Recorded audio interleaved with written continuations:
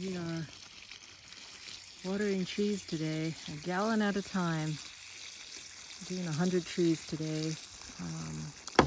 This is part of his property restoration. His property had been logged before he and his wife bought it, and to try and restore the habitat that's out here.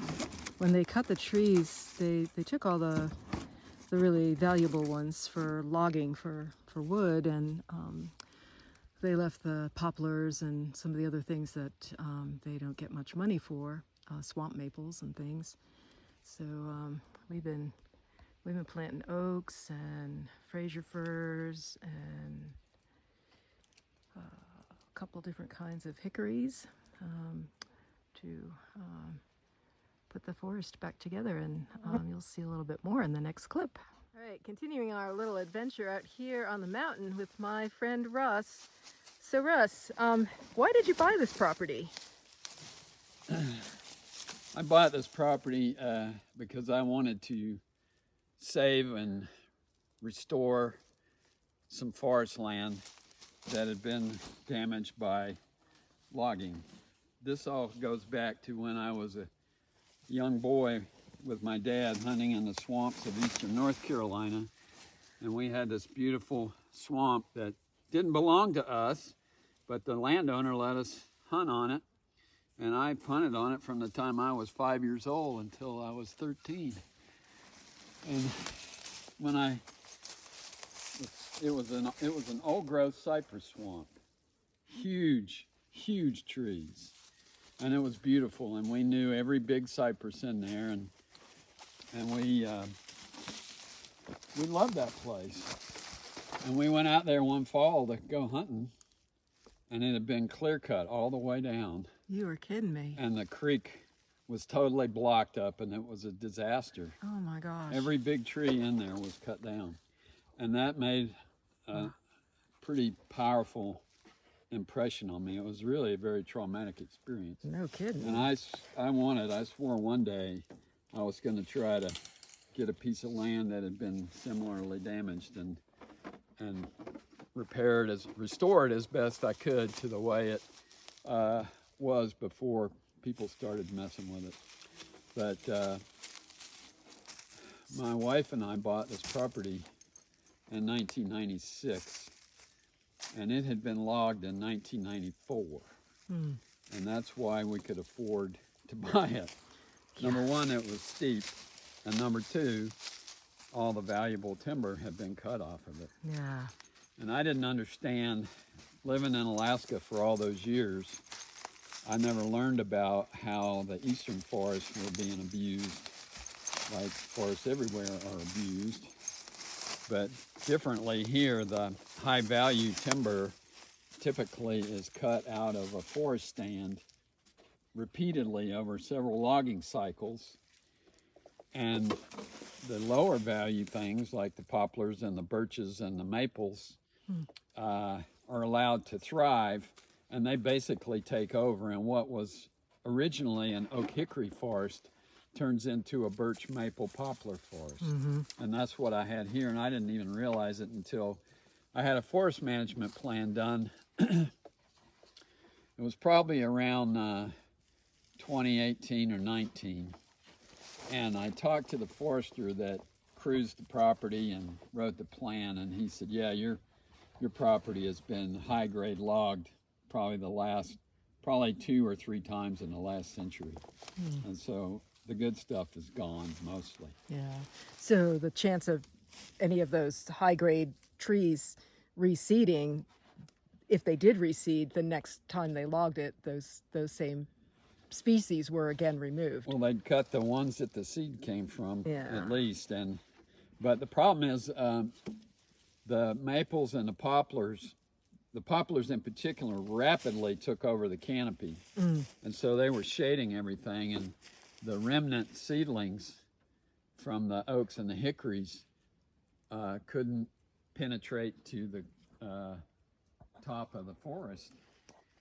And as a result, they became stunted, and many of them won't ever have no potential to go for the sky. And so we had to basically start over in some of the area, and I had enough money to do this 8 acres. And so a forester that I hired came in, and we cut almost all of the birches and maples and poplars and buckeyes out of these areas. And whenever we found a seedling oak or hickory, we'd mark it so it wouldn't be destroyed. And then we would, then I started getting the saplings to plant in here.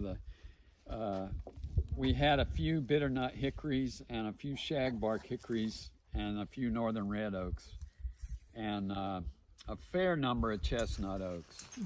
But that's pretty much, that was it for the mass producing species, unless you count buckeye, but I don't really do that. But anyway, so I looked at my plant taxonomy book, and it showed that historically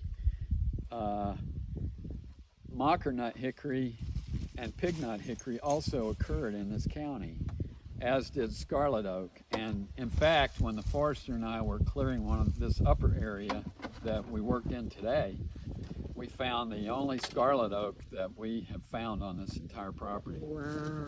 And so okay, I was wondering, because I was repairing the tags, like we had talked about putting the letters back on, and there were a couple that said SO, and I was wondering what oak starts with an S.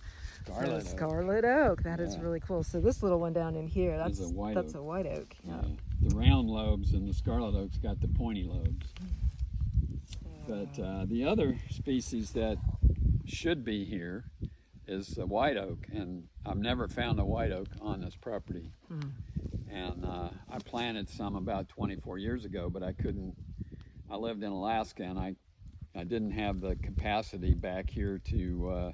I didn't have any money. I didn't have the capacity to clear out around them so they could get the sunlight, and as a result, after 24 years, they're no larger than your thumb in diameter. Yeah, they need the light. And so we're opening up around those as well.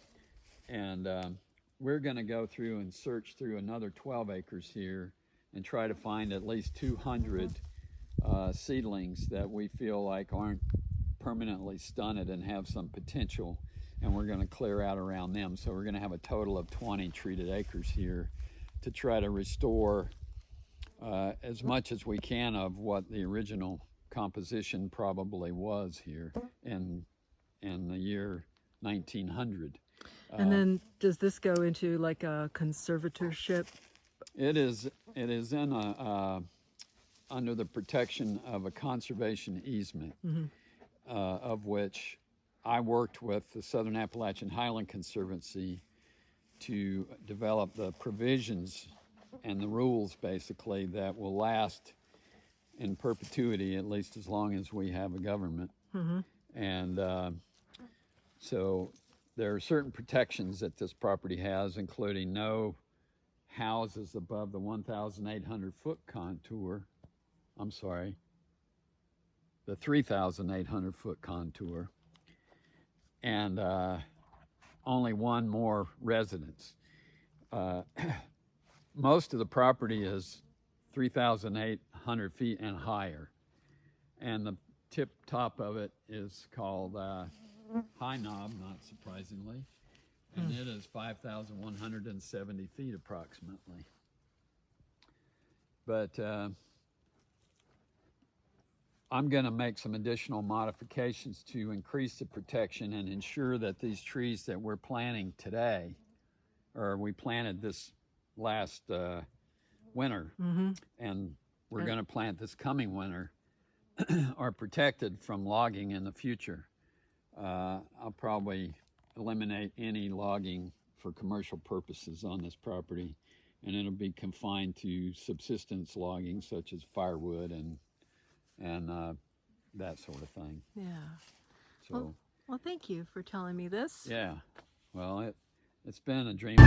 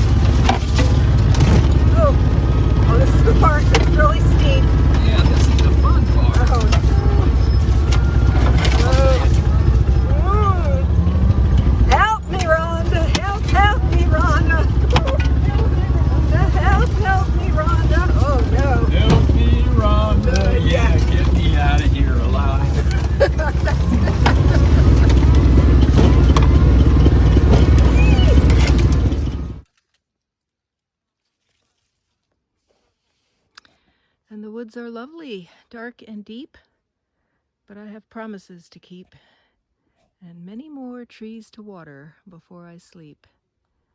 Thanks for coming by my channel and being out in the forest with me today, up on my friend Russ's property. See y'all in the next video. Bye for now.